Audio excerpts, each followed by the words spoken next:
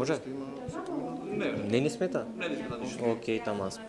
По двата одделни парцијални случаи со ученици од училиштето Кочо Рацин, едниот случај со меѓуврсничко насилство, а другиот случај со обид за сексуално злоставување на соученик.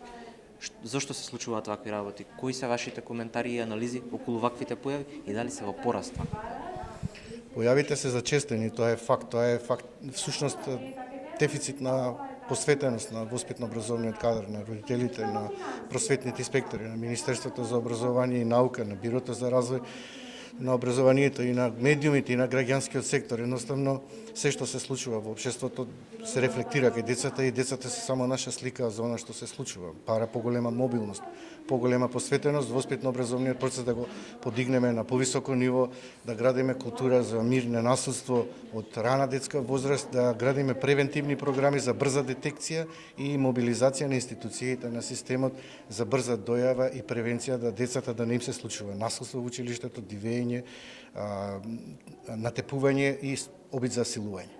Спомнавте програми за обид за превенција за вакви случаи и слично. Дали такви програми има кај нас и што треба да се направи во иднина, властите, државата, што можат да направат за да се убрза, да речем, процесот, да се воспостават некои такви програми за да се спречи? Имаме една програма за градење на култура за мир и мировно образование, но тоа не е доволно, треба да се работи со децата уште од рана детска возраст во градинка, за да се стане тоа култура на однесување и на почитување, треба да медиумите продуцираат повеќе воспитно-образовни програми каде што ќе ги едуцираат децата, треба се работи со родителите, центрите социјална работа се тука исто така клучни.